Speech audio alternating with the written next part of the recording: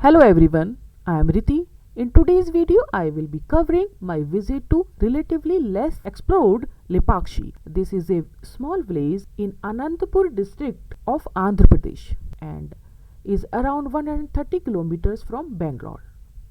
It houses the famous Veerbhadra temple or Lepakshi temple, a big Nandi at Basva Anna temple and Jatayu Park. We clubbed our trip with visit to Adiyogi statue at Sadguru Sanidhi, Bangalore. We travelled over NH44 and through NH7 to reach Lepakshi. Come across two toll plazas till Lepakshi temple. ये Lepakshi temple का main entrance है, जहाँ पर एक नंदी और gate के ऊपर एक जटायु की स्टैचू बनी हुई है। यहाँ से लेपाक्षी टेम्पल की दूरी 16 किलोमीटर्स है। यहाँ भगवान वीरभद्र जी भी एक पुराना टेम्पल है जो सन 1583 के समय का बताया जाता है। इस टेम्पल में आपको विजयनगर एम्पायर का आर्किटेक्चरल स्टाइल देखने को मिलता है।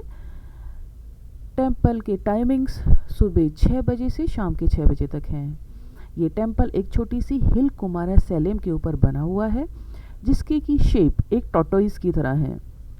वीरभद्र टेम्पल या लेपाक्षी टेम्पल में 2 कार पार्किंग्स हैं, जहां आपको वन टाइम 50 रुपीज़ चार्जेस देने पड़ते हैं। दोनों ही पार्किंग टेम्पल के नज़दीक ही हैं। एक एंट्रेंस के पास वुडन स्टेयर केस भी बनाई गई है, जो भी कंप्लीट नहीं हुई है। टेम्पल एंट्रेंस पर ही आपको देखकर एहसास हो जाता है कि ये मंदिर इंजीनियरिंग और आर्किटेक्चर का एक मास्टरपीस है। टेम्पल में काफ़ी मंकीज़ हैं और उनमें से एक ने मेरी स्प्राइट की बोतल मेरे हाथ से छीन ली थी। तो अगर आप कोई ईटेबल्स अपने साथ लेके जा रहे हैं तो उन्हें ध्यान से अपने बैग में लेके जाएं और बैग को भी अनअटेंडेड न छोड़ें। टेम्पल एंट्रेंस के पास ही एक शूज़ स्टैंड है और आप अपने शूज़ या स्लीपर्स निकाल कर अंदर जा सकते हैं। यहाँ कोई भी अटेंडेंट नहीं है। मंदिर में कोई एंट्री फ़ी नहीं है। पूरा टेम्पल पत्थर से बना हुआ है और बहुत सारे देवी देवताओं के स्वरूप यहाँ पर दीवारों और पिलर्स पर बने हुए हैं। एक और आकर्षण इस टेम्पल में है कि यहाँ की रूफ्स पर भी एंशिएंट पेंटिंग्स बनी हुई हैं। एंट्रेंस पर भी दोनों तरफ कोर्ट यार्ड्स बने हुए हैं, जो कि मंदिर के चारों तरफ बने हुए हैं। मेन एंट्री गेट के पास एक सुंदर गोल्ड प्लेटेड पिलर है। यहाँ से लेफ्ट जाने पर नागेशलिंग और गणेश जी के स्टैचू है। मेन एंट्री गेट से मंदिर में प्रवेश करने पर आपको ऊपर की ओर जाती हुई सीढ़ियाँ नजर आती हैं, जिनके आसपास पिलर्स हैं और रूफ पर भी आपको कार्विंग्स और मुराल पेंटिंग्स दिखाई देती हैं। ये मंदिर के अंदर नाट्य मंटपा के नाम से एक डांस हॉल भी जाना जाता है। यहाँ पर छत पर भी जो पेंटिंग्स बनी हुई हैं उनमें रामायण, महाभारत और पुराणों की कथाओं के चित्रण दिखते हैं। यहाँ पर हर पिलर पर अलग अलग देवी देवताओं के रूप बने हुए हैं। साथ ही में रूफ्स पर भी अलग अलग पेंटिंग्स बनी हुई हैं। ये माना जाता है कि इस टेम्पल में 70 पिलर्स हैं। वो सारे हैंगिंग पिलर्स थे। बाकी सारे पिलर्स के नीचे जगह अभी भर दी गई है, लेकिन एक पिलर जिसको कि एक ब्रिटिश आर्किटेक्ट ने छेड़ने की कोशिश करी थी, वो अभी भी ग्राउंड के कांटेक्ट में नहीं है और गैप साफ नज़र आता है। इस गैप को काफ़ी लोग अपने दुपट्टे या रुमाल डालकर चेक कर रहे थे और हमने भी ये चेक करके देखा। साथ ही में ये प्रोमिनेंट गैप भी हमने कैमरे में कैप्चर करने की कोशिश करी। नाट्य मंटपा के आगे मेन टेम्पल की एंट्री है, जहाँ से वीरभद्र स्वामी जी की मूर्ति दिखाई देती है। वीरभद्र को भगवान शिव का रौद्र रूप माना जाता है। इसी टेम्पल के अंदर भगवान गणेश, देवी पार्वती, रामालिंगा, हनुमान लिंगा और देवी दुर्गा की भी मूर्तियां अलग अलग छोटे मंदिरों में स्थापित हैं। मंदिर में दर्शन करने के बाद हम बाहर निकले और नागालिंगा की तरफ बढ़े। नागालिंगा एक 7 सर के सांप की स्टैचू है, जिसके नीचे ही एक छोटा शिवलिंग है, जिसे सांप की कुंडली के ऊपर देखा जा सकता है। ये इंडिया का सबसे बड़ा नागालिंगा का मोनोलिथिक स्टैचू है, जिसका अर्थ है कि यह एक ही पत्थर से बनाया गया है। इस नागालिंगा स्टैचू में 3 क्रैक्स हैं, जिस वजह से इस खंडित मूर्ति की पूजा नहीं की जा सकती है। इसी मोनोलिथिक नागालिंगा के स्टैचू के पीछे एक भगवान गणेश जी की भी मूर्ति पत्थर से बनाई हुई है। यहाँ से आगे बढ़कर आप पहुँचते हैं कल्याण मंटपा, जो मंदिर के पीछे की तरफ है। यह कल्याण मंटपा अधूरा है, यहाँ पर कोई छत भी नहीं है, परंतु यहाँ के पिलर्स पर बनाई गई देवी देवताओं की प्रतिमाएं अभी भी दिखाई देती हैं। यहाँ भगवान शिव की पंचमुखी प्रतिमा है।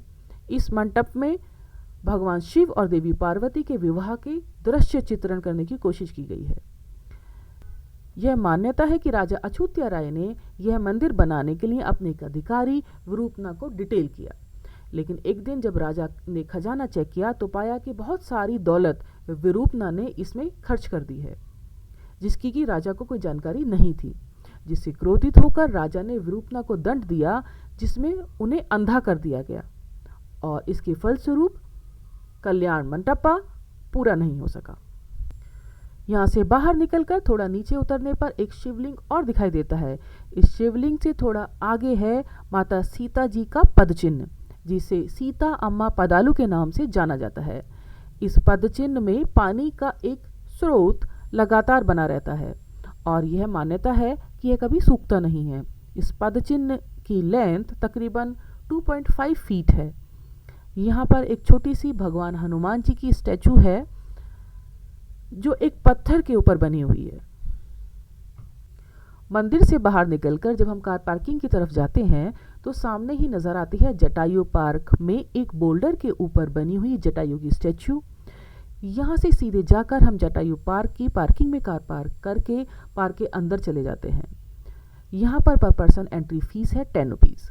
ये मान्यता है कि जब रावण सीता जी का अपहरण करके लंका ले जा रहा था, तब जटायु ने उसे रोकने की कोशिश की थी और युद्ध किया था। इस युद्ध में जटायु के पंख कटने के कारण वो घायल हो गए और जमीन पर गिर गए थे। यहाँ पर बाद में भगवान राम पहुंचे तो उन्होंने घायल जटायु को देखकर कहा था लेपाक्षी। इसका अर्थ है उठो पक्षी। इसी कारण से इस जगह का नाम लेपाक्षी जाना जाता है। स्टैचू थीम पार्क में काफ़ी सारे बड़े बड़े बोल्डर्स हैं जो पार्क के सेंटर में हैं और चारों तरफ गार्डन बने हुए हैं जो अच्छे से मेंटेन्ड हैं।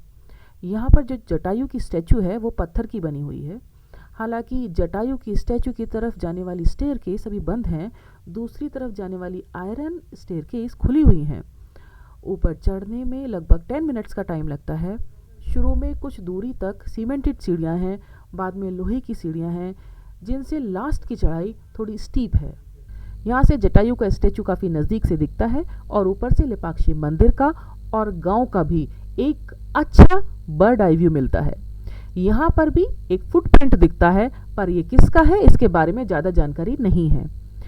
यहाँ पर भी कुछ बोल्डर्स दिखते हैं जो रहस्यमयी तरीके से अपनी जगह रुके हुए हैं। इस जगह पर भी काफ़ी सारे मंकीज़ हैं और इसलिए आप अपना कोई भी सामान अनअटेंडेड न छोड़ें।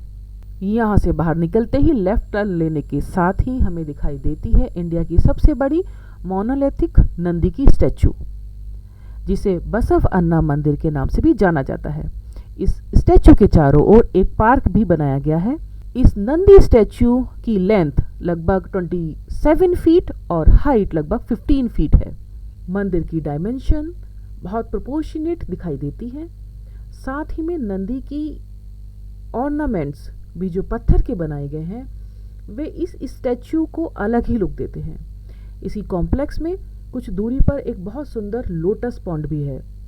यहाँ पर कोई एंट्री फीस नहीं है और यहाँ गार्डन में बैठकर कुछ लोग रेस्ट करते भी नजर आ रहे थे। Thank you so much for watching my video. If you like the content, please like, share and subscribe my channel.